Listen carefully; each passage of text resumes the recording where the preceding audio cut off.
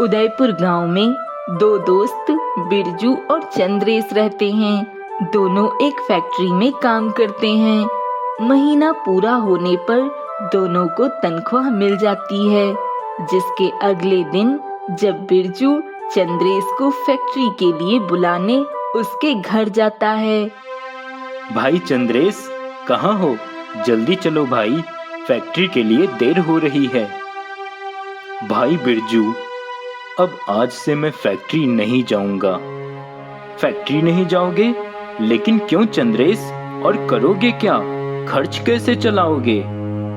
भाई बिरजू, गांव की फैक्ट्री में बहुत कम तनख्वाह मिलती है और इतनी कम तनख्वाह में मेरा गुजारा नहीं हो पाता। मैंने सुना है शहर में बहुत बड़ी बड़ी फैक्ट्रियां हैं और तनख्वाह भी बहुत अच्छी मिलती है, इसलिए मैंने शहर जाने का सोचा है। मैं तो कहता हूँ तुम भी चलो मेरे साथ। नहीं नहीं चंद्रेश, मैं गांव में ही ठीक हूँ।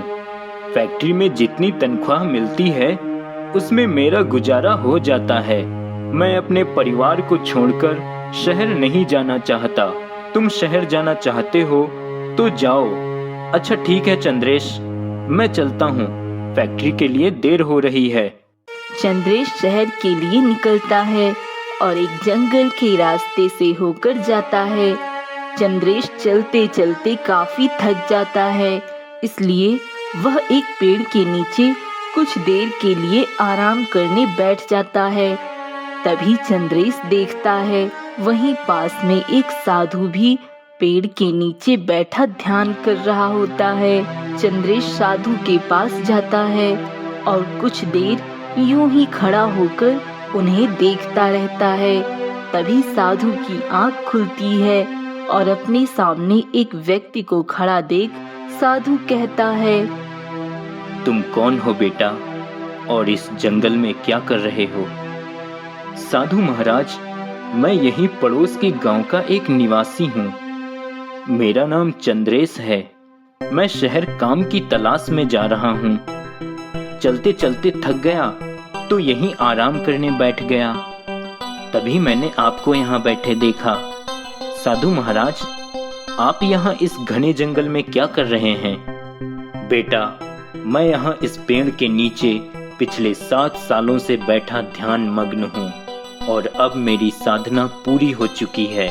ये पेड़ एक जादुई पेड़ है और अब मैं अपनी दिव्य शक्तियों से इस जादुई पेड़ का दरवाजा खोल सकता हूँ और समस्त संसार के लिए अनेकों जड़ी बूटियों से लोगों का उपचार कर सकता हूँ। पेड़ में दरवाजा? ये आप क्या कह रहे हो साधु महाराज? मुझे तो ये एक साधारण पेड़ ही दिखाई दे रहा है। मुझे तो इसमें कोई दरवाजा नहीं दिखाई दे रहा।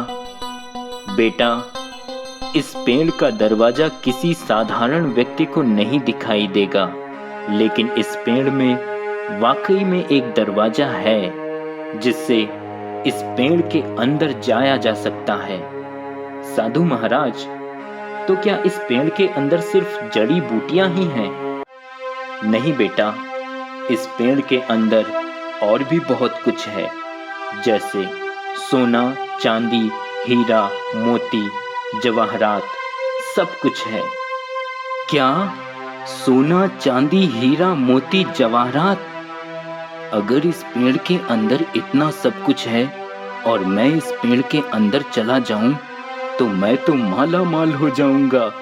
फिर पूरी जिंदगी मुझे कोई काम करने की जरूरत नहीं होगी। जिंदगी में मजे ही मजे होंगे। साधु महाराज, आप तो दिव्य पुरुष हैं, लोगों का भला करते हैं, लोगों की इच्छाएं पूरी करते हैं, तो क्या आप मेरी एक इच्छा पूरी नहीं करेंगे? अवश्य करूंगा बेटा, बताओ तुम्हारी क्या इच्छा है? साधु महाराज, मैं एक साधारण व्यक्ति हूँ, इसलिए आपकी कही अब तक की हर बात मेरे लिए एक सपने की तरह है जिस पे मैं विश्वास नहीं कर पा रहा हूँ। अगर आप मेरे लिए इस जादुई पेड़ का दरवाजा खोल दें तो मैं इस पेड़ के अंदर जाकर सब कुछ अपनी आंखों से देखना चाहूँगा, ताकि मैं आपकी हर बात पर विश्वास कर सकूँ। ठीक है, मैं तुम्हारी इच्छा पूरी करूंगा।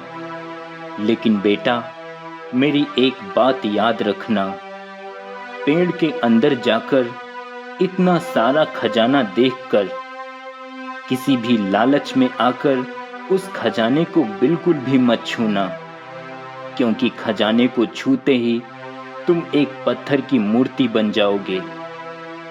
ठीक है साधु महाराज, मैं खजाने को हाथ नहीं लगाऊंगा।